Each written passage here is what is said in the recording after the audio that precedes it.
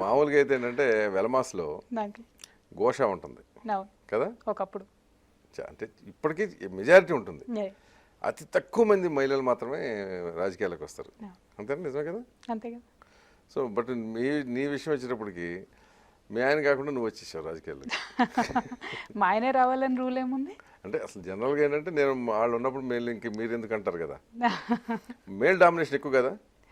అంటే వెల్మాస్లో అని కాదు అంకుల్, ఇన్ జనరల్ మన భారతదేశంలోనే అట్లా అది ఉంది వేరు, కదా. ఇక్కడ కొంచెం ఎక్కువ.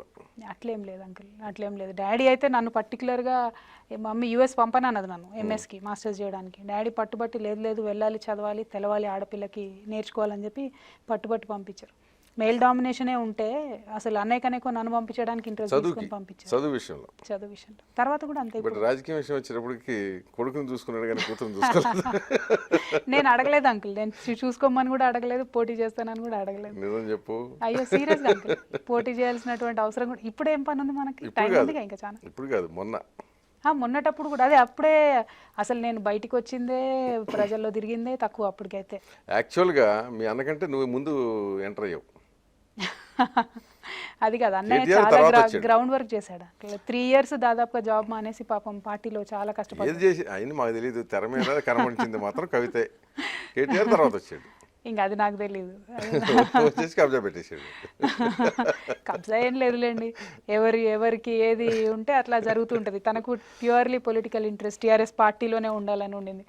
నాకు పార్టీలో మెంబర్గానో లేదా పార్టీలో పొజిషన్ కావాలని ఇప్పుడు కూడా లేదు, పెద్ద అవసరం కూడా లేదు యాక్చువల్లీ. నేను మూమెంట్కి పనిచేయాలి, మూమెంట్కి ఎక్కడ గ్యాప్ ఉంది, ఎక్కడ ఫిల్ చేయగలుగుతాం, కల్చరల్ ఆస్పెక్ట్లో గ్యాప్ ఉంది, అక్కడ నేను అసలు మీ పనిచేస్తాను. నాన్న మాట్లాడతాడు ఎప్పుడన్నా తక్కువ పొలిటికల్ విషయాలు కానీ పార్టీ మూవ్మెంట్ గురించి కానీ? అంటే ఈ మధ్య అయితే మాటలే ఇంకా అవే అంకుల్. అసలు వేరే మాటలు, పిల్లలు ఎట్లా ఉన్నారు అనే ఒక మాట ఉంటుంది, తర్వాత మొత్తము దీనికి సంబంధించి మూమెంట్కి మాట్లాడతాడా? మాట్లాడతారు. అంటే మామూలుగా ఇంటరాక్ట్ అయ్యే సందర్భాలే చాలా తక్కువ ఉంటాయి. ఇంటరాక్ట్ అయినప్పుడు సో అందరితో పాటు ధర్మదర్శనం కొంచెం స్పెషల్ దర్శనం ఉంటుంది, పిల్లల పుణ్యం అని అప్పుడో ఇప్పుడు మనవరాలు పుణ్యం ఉంటుంది, స్పెషల్ దర్శనం స్పెషల్ దర్శనం ఉంటుంది, తెల్లవారుజాము అట్లా. అంతే అంతే, లేకపోతే ధర్మదర్శనం. యువర్ రైట్, అదర్వైజ్ ధర్మదర్శనమే. అంతే. అదే ఇప్పుడు అందరు అర్థం చేసుకోవాల్సింది ఏంటంటే, అందరూ అనుకుంటారు అనమాట బాగా ప్రీ ప్లాన్డ్గా కేసీఆర్ కొడుకునోసారి కూతురునోసారి తీసుకొస్తున్నాడు ఇట్లా. మామూలుగా అందరికి ఏదైనా మనం చిన్న పిలిపిగానే అటువైపు నుంచి అన్ని విమర్శలు వస్తూ ఉంటాయి. నేను చూసి నవ్వుకుంటుంటాం, మీకు నా పరిస్థితి ఏం తెలుసులేరా బాబు. మా నాన్నగారు చాలా స్ట్రిక్ట్గా 2-3 విషయాల్లో బిలీవ్ చేస్తారు అంకుల్. పొటెన్షియల్ ఉన్న వాళ్ళు పైకి రావాలి, సింపుల్ యాజ్ దట్. కొడుక కూతురా ఇవన్నీ సెకండరీ ఇష్యూస్. కానీ ఎంతన్నా పుష్ ఉంటుందిగా. కేసీఆర్ కూతురు అయ్యి ఉండకపోతే నీకు ఈ స్థాయి వచ్చేదా చెప్పు? డెఫినెట్గా రాదు, అందులో డౌట్ సింపుల్ లేదు. కదా. నేను కాదనట్లే కదా, కానీ కేసీఆర్ డాటర్గానే నన్ను ఇప్పటికీ చాలా మంది ఐడెంటిఫై చేసుకుంటారు, అందులో ఇదేం లేదు.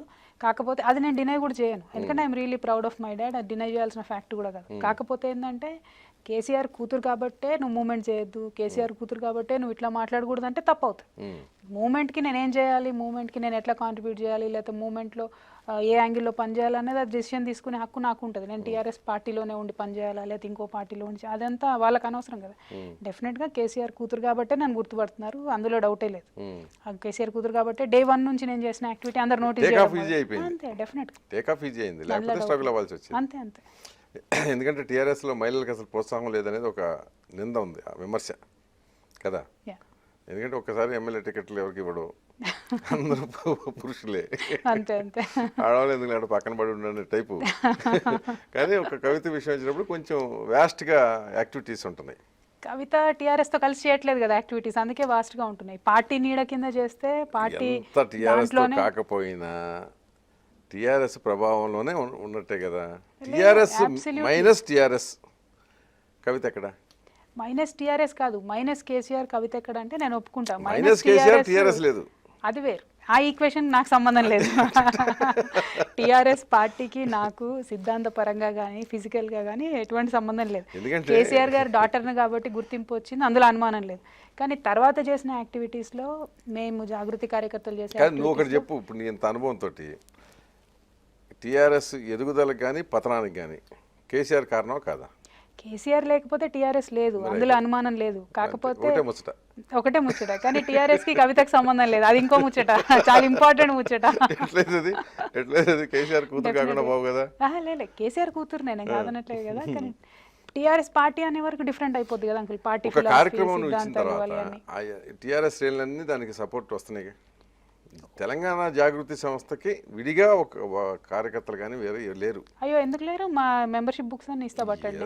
మెంబర్షిప్ అట్లేం లేదు అంకుల్, అట్లేం లేదు. గ్రౌండ్ లో టీఆర్ఎస్ కార్యకర్తలతో సంబంధం లేకుండా జాగృతికి ఒక సెపరేట్ వ్యవస్థ ఉన్నది, కార్యకర్తలు ఉన్నారు, సెపరేట్ ఫిలాసఫీ ఉన్నది. కొన్ని టీఆర్ఎస్ ఫిలాసఫీలతో ఫ్యూచర్ లోనో మరి తర్వాత మేము యాక్సెప్ట్ చేయకపోవచ్చు కూడా, అవన్నీ డిఫరెంట్ ఇష్యూస్, అందులో ఏం లేదు.